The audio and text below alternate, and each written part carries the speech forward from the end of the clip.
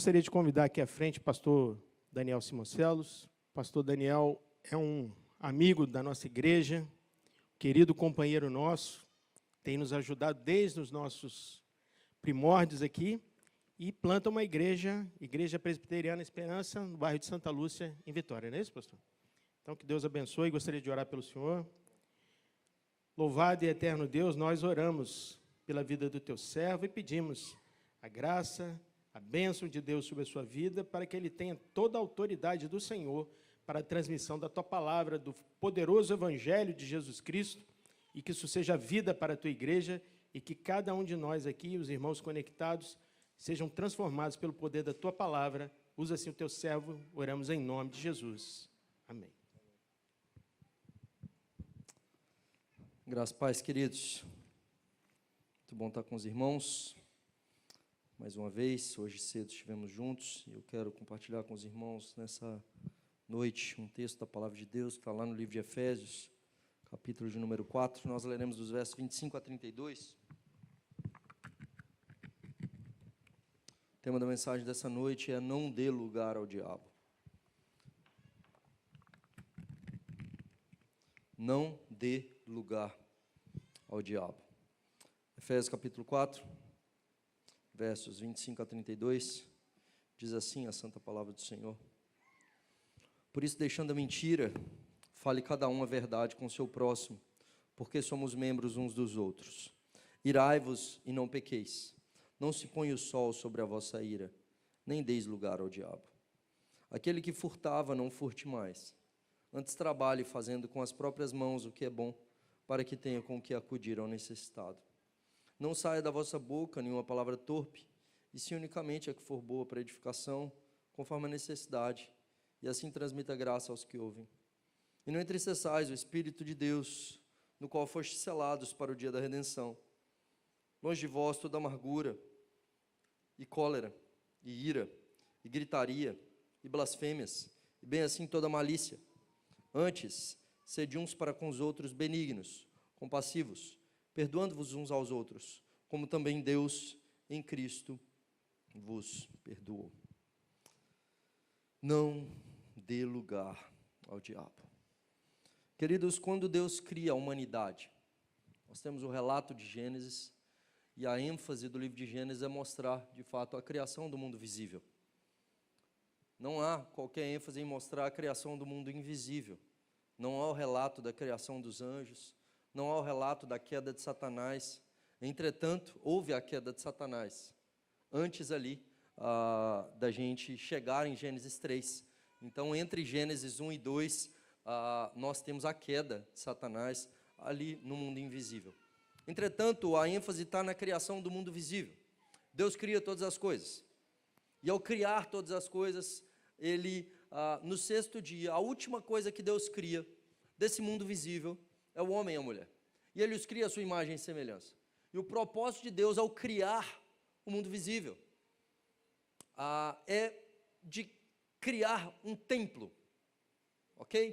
Tem um camarada, John Walton, ele escreve um livro chamado Paraíso Perdido, Gênesis 1 e 2, e ele vai mostrar como que a estrutura de Gênesis 1 mostra como que o texto antigo aponta para a criação de um templo. E a última coisa que é colocada num templo é a imagem do Deus. E Deus faz isso. Ele cria a humanidade, Ele cria o mundo visível no intuito de ser adorado por esse mundo visível. E ao criar o homem à sua imagem e semelhança, o propósito de Deus é que o homem governasse sobre esse mundo, que ele como um mediador. Então o homem se torna mediador para esse mundo, para que toda a criação olhasse para o homem e visse o Criador. Para que toda a criação pudesse ver no homem a imagem refletida do seu Criador. E Deus então se dirige ao homem dizendo isso: dominai a terra, guarda o jardim, cresçam e multipliquem-se. Então veja, qual que é o propósito de Deus na criação da humanidade? Não apenas que tivesse só Adão e Eva, mas que Adão e Eva tivessem muitos filhos, muitas imagens de Deus, muitos filhos de Deus. E o propósito de Deus ao criar Adão e Eva é de criar filhos, conforme a sua imagem e semelhança. Tanto é que em Gênesis 4 a gente vai ver isso. Adão gera um filho, Caim, conforme a sua imagem e semelhança. E Deus quer que eles tenham mais filhos para que o adorassem, para que refletissem a sua imagem, para que estivessem em relacionamento com Deus. E o que acontece de fato é que diariamente o Senhor Deus estava no jardim. Diariamente o Senhor Deus estava lá para poder se relacionar com Adão e Eva, para poder conversar com eles. Diariamente, Deus ansiava por comunhão com seus filhos. E Adão e Eva, a partir do transbordamento da intimidade com o Criador, eles agora trabalham e refletem a imagem de Deus, governando sobre a criação, exercendo domínio sobre a criação, cultivando o jardim, dando nome aos animais, construindo. Às vezes, quando a gente olha para o Éden, a gente pensa que Deus tinha criado o Éden para ser um jardim. Não, o propósito, de fato, era construir uma cidade. Quando você vê lá em Gênesis capítulo 2, diz o texto que não tinha chovido sobre a terra. E não havia brotado a relva, porque Deus não havia feito chover, e nem havia homem para lavrar o solo. Ou seja, o homem tinha que trabalhar, ele tinha que lavrar a terra. Mais do que isso, tem um programa aí que eu acho que eles ficam querendo fazer... copiar Adão e Eva, largados e pelados, né? Que é basicamente isso aí, o povo solto lá para poder sobreviver, né? Só que Deus não largou Adão e Eva, né? Largados, pelados no Éden. Entretanto, Adão e Eva tiveram que construir casa. Chovia.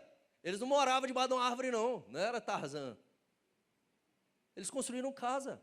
E o propósito, de fato, era expandir, era dominar a terra, governar sobre a terra. E mais, diz o texto bíblico que era para guardar o jardim. E guardar é proteger. Proteger de quê ou de quem? E aí nós temos o relato da queda. Porque o Senhor Deus já havia dito que era para guardar, que era para vigiar. E entretanto vem a serpente. E a serpente tenta o homem e a mulher. E por causa disso eles caem. E depois que Adão e Eva caem na tentação da serpente, eu vou falar um pouco sobre as armas da serpente. Meu propósito aqui é tratar com o seu pecado, para que de fato você possa sair daqui curado e liberto nessa noite, em nome de Jesus. Mas o que acontece é que Adão e Eva, tentados pela serpente, eles comem do fruto, e eles desprezam aquilo que Deus havia colocado nas suas mãos, o governo da terra. E agora eles entregam para Satanás o governo da terra. Diz o texto bíblico que o mundo jaz no maligno. Diz o texto bíblico, quando Satanás se dirige ao Senhor Jesus no deserto, ele fala assim: todos os reinos desse mundo me foram entregues. Por Deus? Não.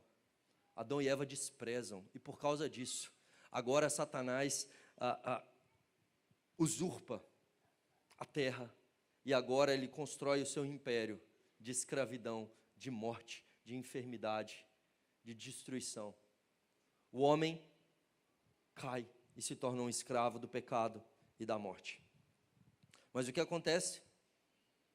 Deus, que chama o homem para reinar e governar a partir do transbordamento da intimidade com ele, agora o homem se torna um escravo. O Senhor Deus envia seu único filho para resgatar esse domínio. Ele vem para reinar.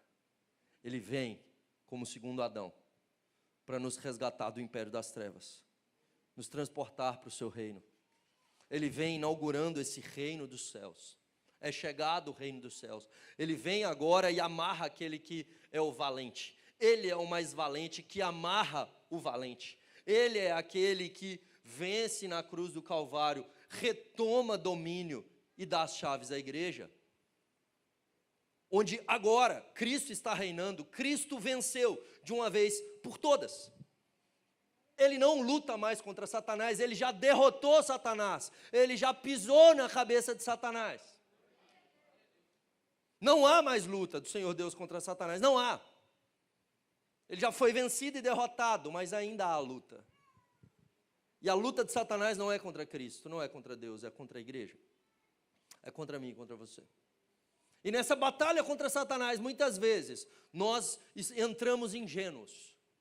E não guardamos, e não vigiamos, e nos tornamos como Adão e Eva. E por causa disso nós não vivemos uma vida plena diante do Senhor, por causa disso nós não governamos juntamente com o Senhor, não exercemos a autoridade do nome de Jesus. E andamos por aí ansiosos, cabisbaixos, entristecidos, derrotados, mesmo sendo crentes. E não é para ser assim. Aquele que foi liberto pelo Senhor Jesus, queridos, não é para andar ansioso, com medo, angustiado. Isso não é para o crente. Fruto do Espírito é amor, alegria e paz. Para o crente não é normal a gente andar angustiado, com insônia, com ansiedade.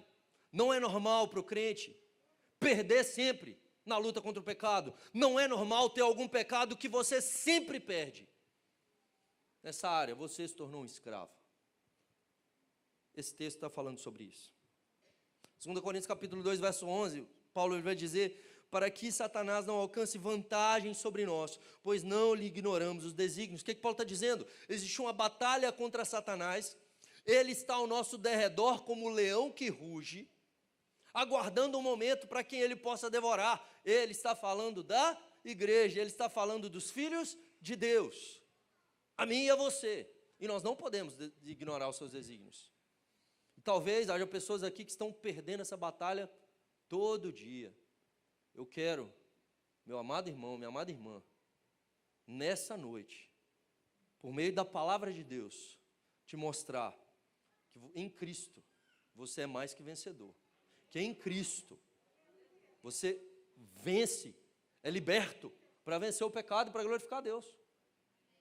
Não pode, não é normal uma vida de ansiedade, não é normal uma vida de insegurança, de incredulidade, não é normal sempre tropeçar nas mesmas coisas, não é normal. Quais são as armas que Satanás usa? Eu quero te mostrar isso, lá em Gênesis capítulo 3, Satanás ele usa sempre as mesmas armas, queridos. A serpente velha, ela usa sempre os mesmos truques para nos derrubar. E que truques são esses? Satanás vai trabalhar com ressentimento. O que ele vai fazer com Adão e Eva? Ele vai dizer assim: não pode comer nada. Veja, o que Adão e Eva tinham no Éden? Absolutamente tudo. Eles tinham absolutamente tudo, não só o Éden, eles tinham a terra. Deus deu a terra para Adão e Eva. A única coisa que eles não podiam comer era o fruto do conhecimento do bem e do mal. E agora a serpente vai querer gerar ressentimento no coração de Adão e Eva, dizendo: não pode comer nada? Deus está impedindo vocês aqui de serem felizes?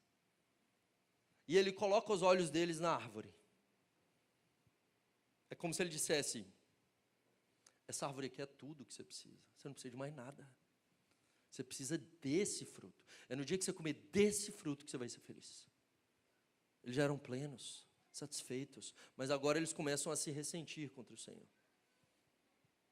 E o texto bíblico diz que Satanás ele não só gera ressentimento, como ele vai gerar essa ideia de focar naquilo que eles não têm, para gerar cobiça. E o primeiro erro de Adão e Eva é deixar de dar ouvidos ao Criador para dar ouvidos à criatura. Satanás usa mãos amigas para tentar. Lembre-se disso. Ele não vai aparecer com tridente e chifre pintado de vermelho, sei lá qual que é a imagem de Satanás que você imagine que ele tem. Ele vai aparecer para Eva como uma serpente. E serpente antigamente não era igual para nós. Se apareceu a serpente hoje, a gente corre. Por quê? Por causa de Gênesis 3. Mas a serpente era o animal mais sagaz, mais esperto que o Senhor Deus havia feito. A própria Bíblia diz: sejam prudentes como a serpente, sagazes como a serpente. Deus fez isso. Satanás usa a sagacidade da serpente para tentar homem e mulher. E agora, Eva dá ouvidos à serpente. E Satanás usa as mãos de Eva para tentar Adão, para gerar ressentimento, para gerar insatisfação, para gerar descontentamento. E agora eles ficam descontentes, ressentidos, eles ficam olhando para aquilo que eles não têm. É a síndrome da grama mais verde do vizinho. Eu não sou grato pelas coisas que Deus me deu, e Deus havia dado tudo absolutamente para eles. Agora eles passam a perceber o que eles não têm, ressentidos. Por que Deus não me deu isso? sendo que a única coisa que Deus os privou era da morte. Mas eles queriam era aquilo, eles queriam a morte. Deus havia dado absolutamente tudo. E buscando aquilo que eles não tinham, eles perdem tudo. Olha para você, querido. Você está descontente pelo quê? Pelo que Satanás tem gerado ressentimento no seu coração? Porque é isso que ele faz. Gera ressentimento para a gente ficar descontente contra o Senhor. Para a gente murmurar. E a gente acha que é normal murmurar. Um pecado aceitável. Reclamar diariamente, como o povo de Israel no deserto. E a gente fica insatisfeito com o nosso emprego. A gente fica insatisfeito com a nossa família. A gente fica insatisfeito com o nosso marido. A gente fica insatisfeito com a nossa esposa. A gente fica insatisfeito com o casamento. A gente fica insatisfeito por não ter um casamento. A gente fica insatisfeito com o namoro. Fica insatisfeito por não ter um namoro. A gente fica insatisfeito porque a gente está passando dificuldade financeira. A gente fica insatisfeito porque não conseguiu uma promoção no trabalho. Aí fica insatisfeito porque conseguiu e agora tem muito trabalho. E constantemente olhando para o que não temos. E sempre correndo atrás do tesouro no fim do arco-íris. Achando que quando encontrarmos alguma coisa, a gente vai ser pleno, satisfeito e vai ter paz e alegria. Satanás, ele trabalha dessa maneira para gerar ressentimento no meu e no seu coração. E eles comem do fruto e eles pecam. E diz o texto bíblico agora que eles procuram esconder o seu pecado, eles descobrem que eles foram enganados. Eles perceberam isso no momento que eles comeram do fruto, que eles não se tornaram igual a Deus. Na verdade, eles perderam tudo. Só que ao invés deles irem para um lugar de arrependimento, eles vão para um lugar de cobrir o seu pecado, com folhas de figueira. Muitas vezes nós queremos esconder o nosso pecado. Nós nos ressentimos, nós pecamos, nós murmuramos, nós agredimos as pessoas, nós roubamos, nós mentimos, nós caímos no pecado, em pecados sexuais, nós caímos em todo tipo de pecado e então a gente tenta esconder o nosso pecado. Nós procuramos cobrir os nossos pecados com uma capa que justifica a nossa ação. E transferimos culpa. Adão coloca a culpa em Eva e em Deus, a mulher que o Senhor criou. Eva faz a mesma coisa, a serpente que o Senhor criou. E nós transferimos culpa, minha mãe, o meu pai, o meu chefe, o meu marido, a minha esposa, o meu filho, a situação financeira, a crise, o governo. A falta de dinheiro. E a gente sempre vai olhar o problema fora de nós, transferindo culpa, escondendo o nosso pecado.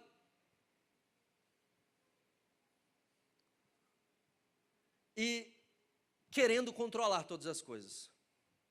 Veja, todos nós somos criados em um ambiente, em um lar, que nasceu em pecado. E nós somos criados de forma insegura. Eu vou contar a sua história, querido. Você, na sua infância, era uma criança insegura. E por conta das faltas que houveram lá atrás, de pecados, dificuldades, que toda criança vai ter, porque cresce em um lar com pais pecadores, isso te fez não buscar e correr para Cristo, para que Ele transformasse o seu caráter, mas querer ser o herói da sua própria história. E você então quer disfarçar a sua insegurança, ou quer resolver a sua insegurança, por meio de dependência emocional por outras pessoas, ou por meio de busca por aprovação e aceitação das pessoas. Querendo ser aceito, querendo ser aprovado, na busca por aplausos. E às vezes a insegurança leva ao orgulho. Na busca por autoafirmação. Querendo controlar a história. E porque as coisas não acontecem do nosso jeito, sabe o que acontece? Nós nos frustramos. E justamente porque nós queremos controlar todas as coisas, a frustração vem ao nosso coração e nós ficamos ansiosos. E em face da ansiedade, sabe o que a gente faz? Diante do sofrimento, diante da frustração, da angústia, a gente quer compensar isso com alguma coisa que traz um prazer imediato. Então a gente corre para algum pico de dopamina, que vai trazer algum agrado para nós imediato, porque eu mereço. Eu fiquei frustrado, eu vou comer doce, porque eu mereço. Eu vou me empanturrar de comida, porque eu mereço. Eu vou fazer um monte de compra, porque eu mereço. eu vou encher a minha mente de pornografia e masturbação, porque eu preciso me aliviar. Eu vou encher a minha mente de tela, de séries, de rede social, algum pico de dopamina, para eu poder aliviar a minha ansiedade. E eu coloco essas coisas como um substituto que vai me trazer algum tipo de paz passageira. E nós fazemos isso sendo crentes. E o que esse texto bíblico diz aqui para mim e para você, queridos, de Efésios capítulo 4, 25 a 32, e veja, até aqui eu só estou trabalhando aquilo que Satanás está fazendo, e como que ele trabalha na nossa história para gerar ressentimento, cobiça e transferência de culpa, para que a gente não vá para um lugar de arrependimento, mas que a gente tente ser o herói da nossa própria história, e a gente procure, em face da frustração, não o arrependimento, mas um deleite passageiro, temporário, gerando no nosso coração, gerando na nossa vida vícios e compulsões. Mas o texto bíblico está dizendo aqui para mim e para você, que nós precisamos vencer nessa batalha. E Paulo vai dizer duas coisas principais aqui: não dê lugar ao diabo e não entristeça o Espírito Santo. E como que a gente dá lugar ao diabo e entristece o Espírito Santo? Ele vai explicar para mim e para você.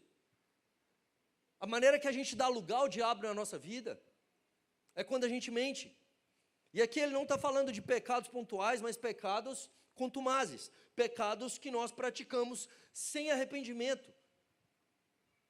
Um lugar que eu dei para Satanás. Deixa eu te explicar. O que é dar lugar ao diabo? É uma área da minha vida que eu digo: pode deixar que eu controlo, Jesus. Pode deixar que isso aqui é meu. Isso aqui, pode deixar. Sabe o que acontece quando não é Jesus que controla uma área da minha vida? Sabe quem é que vai controlar? Não é você. É o diabo. E sabe o que vai acontecer nessa área da sua vida? Você vai se tornar um escravo. E por isso, há pecados que você não consegue vencer. Sabe quem está te dominando nessa área? É o diabo. Você não quis entregar sua vida financeira ao Senhor Jesus. Você segurou. E sabe qual que é o seu pecado? Você é avarento. Você não confia. Você está o tempo todo amando o dinheiro. Você não entregou a sua vida sexual para o Senhor Jesus. Você quis ficar com ela. Sabe o que aconteceu com você? Você é viciado em pornografia, em masturbação. Você não consegue dominar a sua mente, sempre em busca de prazer sexual. Você não entregou ao Senhor Jesus o controle da sua vida, e por causa disso você vive ansioso. E você não consegue não ficar ansioso, descansar, o tempo todo angustiado, querendo controlar, muitas vezes até perdendo o sono, dando lugar ao diabo. E Paulo vai trazer outros pecados aqui. Aquele que mentia, não minta mais. Então como que eu dou lugar ao diabo? Por meio da mentira. Por meio de querer usar as circunstâncias a meu favor. Esconder, burlar. Muito cuidado, você que é da área do direito, que quer manipular a verdade a fim de conseguir o que você deseja. Muito cuidado. Você que é comerciante, empresário, se acostumando e permitindo que a mentira tome lugar, dando lugar ao diabo.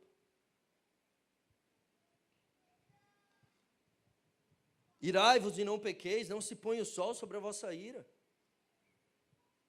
A ira, queridos, nada mais é, assim como a ansiedade, a reação de alguém que quer estar no controle da situação. E quando as coisas fogem do meu controle, eu reajo como uma criança mimada, me irando, explodindo em raiva.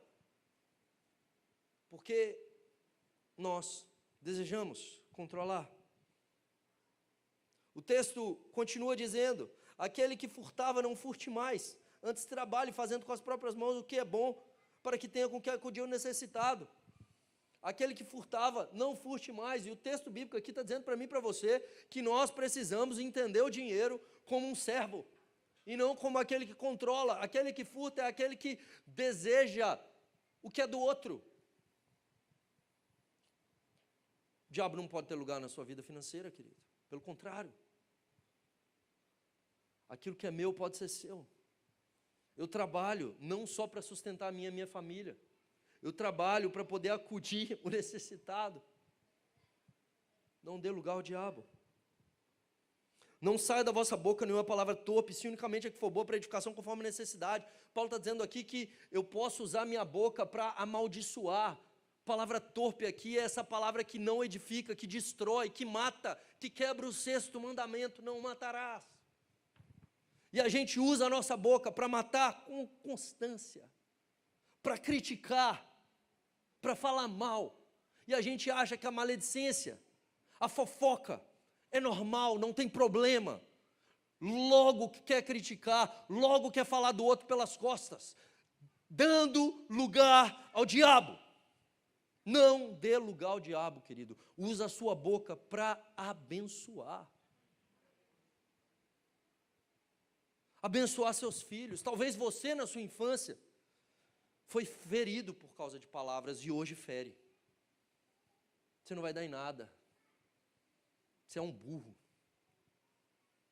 Você não vale nada. Você não vai ser ninguém na vida.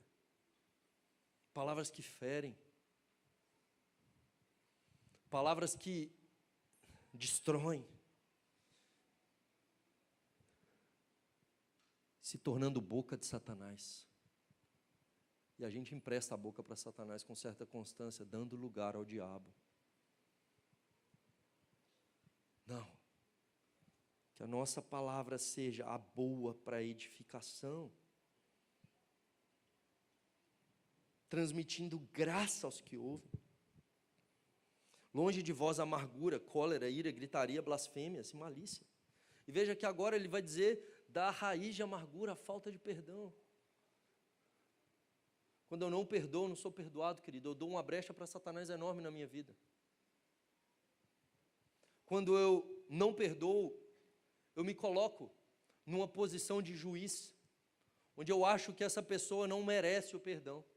E eu guardo no meu coração ressentimento, aquilo que Satanás mais ama, gerar ressentimento e raiz de amargura no coração. Para fazer o quê? Para que ele possa tocar na sua saúde.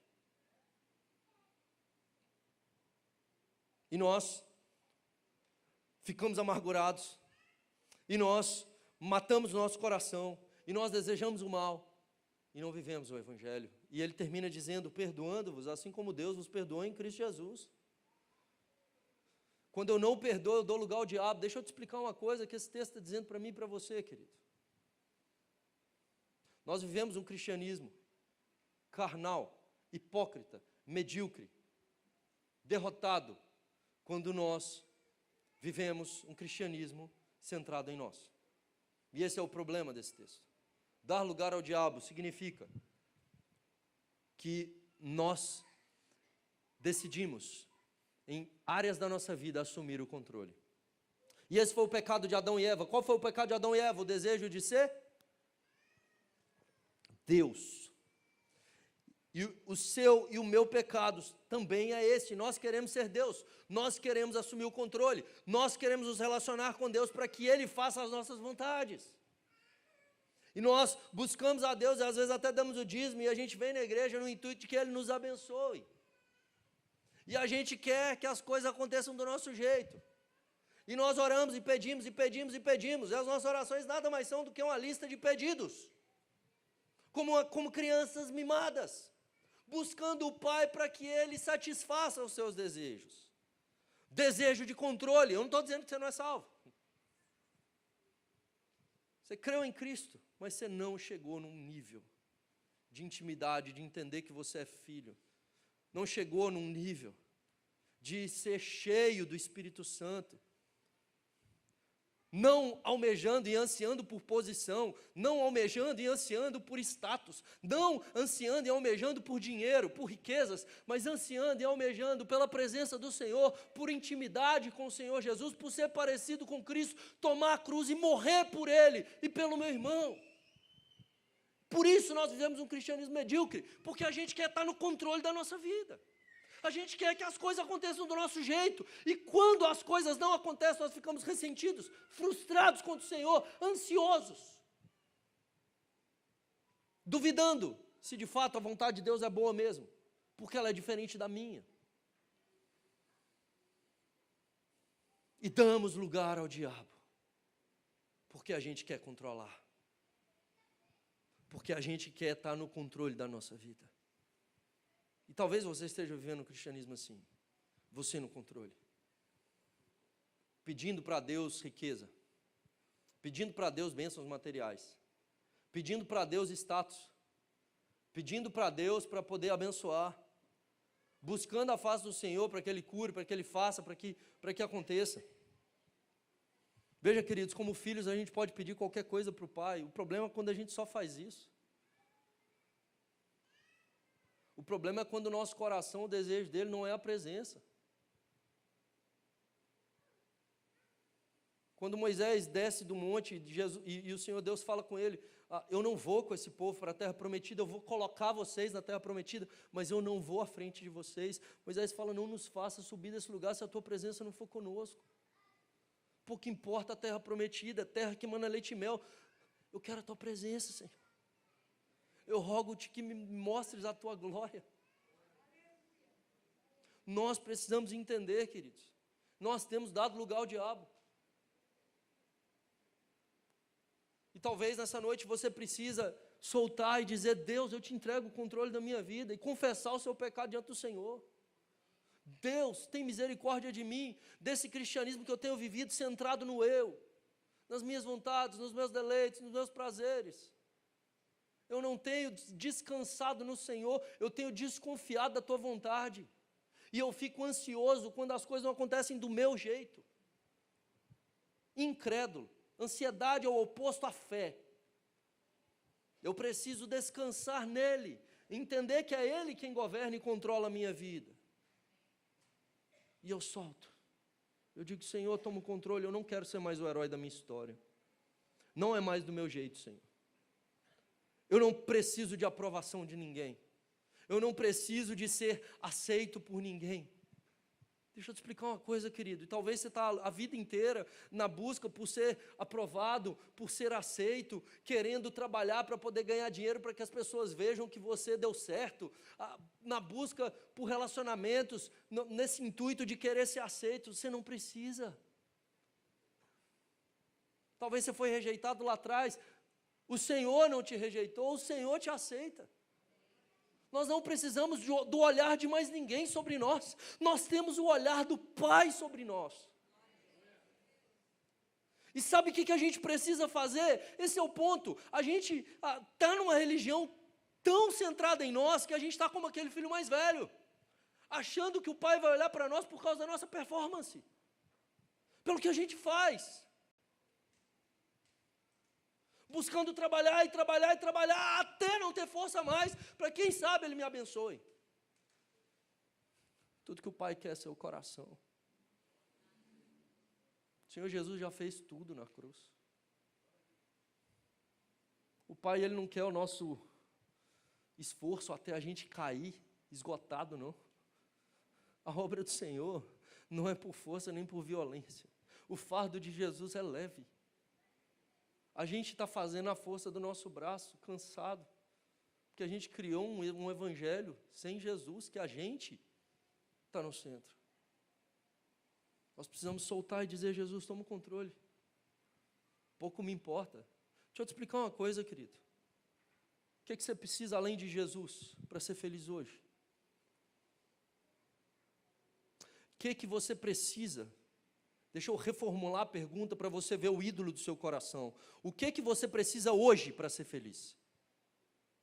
que mude na sua vida hoje para você ser feliz. Talvez você vai dizer uma série de coisas. Eu preciso de uma melhora na vida financeira, eu preciso que meu chefe saia, ou que tal coisa se resolva, ou que isso, ou que aquilo. Tudo isso são ídolos. O que eu preciso, além de Jesus, para ser feliz hoje? Eu percebo o meu descontentamento e ressentimento transferindo as coisas ao redor, porque eu não estou olhando para Ele como sendo tudo o que eu preciso. Ele me basta. Eu aprendi a viver contente em toda e qualquer situação. Paulo está preso. Ele não tem nada. Você precisa de dinheiro, querido, mais dinheiro. Nós temos muito mais do que nós precisamos. Um carro melhor, mais casa. Status. A mudança das circunstâncias. Amor, alegria e paz, independe de circunstâncias. Eu só preciso de Cristo comigo. E se eu tenho Cristo comigo, eu posso estar no meio da tempestade, eu posso descansar. Eu posso me alegrar nele. Se renda. Jesus toma o controle da minha vida, Jesus. Eu só preciso olhar para o Senhor. Eu só preciso ter o Senhor como meu Deus. Eu não quero ser Deus mais na minha história, que a gente está querendo ser.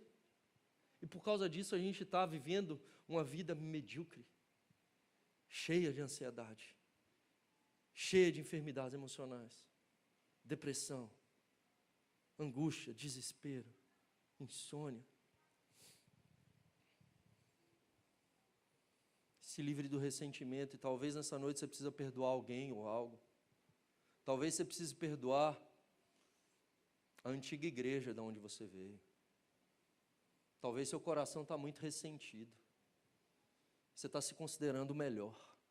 Você acha que é melhor. Você não é melhor.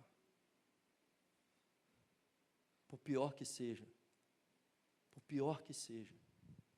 a pessoa que te feriu, eu preciso olhar para ela com graça. Eu preciso perdoar. Certa feita, de vez em quando eu vejo uns demônios. Certa feita eu recebi lá no gabinete uma menina. E no que ela entrou, eu já vi um vulto atrás dela. Falei, é demônio, só expulsar que está resolvido. Ela era crente. Então eu sabia que era demônio. Falei, tá bom. E aí ela chegou e contou que estava tendo sonho com o demônio. Eu falei, é demônio, tá vendo? E ela falou que a madrasta fez macumba para ela. Eu falei, é demônio, tá vendo? E aí ela foi contando, falei, tá certo, tudo que eu vi, tá bom. E ela tal, e não não consigo dormir, pastor. Da meia-noite não durmo. Das 6 horas da manhã, aí eu durmo. E aí eu não consigo acordar para ir trabalhar e quase perdendo o emprego. Falei, tá bom. Falei, vamos orar. Eu vou repreender o demônio, ele vai embora. Fui lá, orei, repreendi, saí em nome de Jesus. Autoridade do nome. Lembra lá, Jesus? Ele retomou o domínio, amarrou Satanás. E agora, na autoridade do nome de Jesus, os demônios saem. Os efeitos da queda são revertidos. Na autoridade do nome de Jesus, as pessoas são curadas. Na autoridade do nome de Jesus, quando você prega, as pessoas são salvas. É só fazer, querido. Na hora que você chegar e pregar, sabe o que aconteceu? O povo vai converter, você vai ver morto ressuscitando. Você vai ver uma pessoa que estava morta ali, nascendo de novo na sua frente. Você fala, cara, que coisa maravilhosa. O que você fez? Só pregou o evangelho. Você vai orar, você vai expulsar em nome de Jesus, o demônio sai. Você fala, rapaz. E você vai orar pela cura, a pessoa é curada. Você fala, olha. E porque a gente é bom, não, é por causa do nome, o poder do nome. Mas aí o que aconteceu? Expulsei, saiu. Ela liberta, chorou e tal. Nossa, pastor, que benção, foi embora. Aí falei com ela, você não precisa de mim para expulsar o demônio, não. O demônio vier sonho, qualquer coisa, você repreende em nome de Jesus. Você fala, sai em nome de Jesus e tal. Ela foi para casa valente. E orou e repreendeu. E dormiu a noite inteira. Chegou em casa, dormiu. Ela não dormia não sei quanto tempo. Dormiu. Mandou mensagem no dia seguinte, pastor, dormiu. Eu falei, que benção. Olha aí que coisa maravilhosa. Passou mais uns dias, ela caiu de cama, ficou 2 semanas de cama. E aí voltou no gabinete. Falei, o que houve? Pastor, está pior. Falei, está pior? Ela está pior. E aí me veio o discernimento. A Bíblia diz, se você manda o demônio embora, ele vai. Mas se a porta estiver aberta, ele volta. Pior. E aí eu tive discernimento, falei, você já perdoou sua madrasta? Não, pastor, ela fez trabalho para me matar e matar minha mãe. Eu falei, você já perdoou sua madrasta? Não, ela é o demônio. Eu falei, ela não é o demônio. Você se acha melhor do que ela. Quanto que você pecou contra Deus? Chega perto do quanto ela pecou contra você? A parábola do credor incompassivo. Ele foi perdoado pelo rei 10.000 talentos e ele não perdoa 100 denários. Ela perdoou a madrasta e pela primeira vez ela orou pela madrasta. Ela confessou o seu pecado. Ela acabou com a raiz de amargura que estava abrindo porta no seu coração para que Satanás tocasse na sua saúde. Repreendi de novo. Acabou a ansiedade. Ela voltou a dormir. Acabou a compulsão alimentar. Ela começou a emagrecer. Começou a ter uma vida plena diante do Senhor Jesus, de paz, alegria. Quem que você precisa perdoar hoje, querido? Quem que você está guardando mágoa e ressentimento no seu coração? Quem que você acha que você é melhor? Quem que você acha que você pode se colocar no lugar de Deus para reter perdão? Ao Senhor pertence a vingança. Você precisa perdoar no seu coração. Dizer diante do Senhor, Deus, eu perdoo fulano que me fez mal. Deus abençoa ele. A Bíblia diz, orai pelos seus inimigos, orai pelos que vos perseguem. Ora pelo bem deles. A gente vence o mal com bem. Fecha essa porta, querido. Se renda diante do Senhor, eu te entrego, Senhor, minha vida. E perdoe. Para que você seja curado. Para que você seja liberto nessa noite.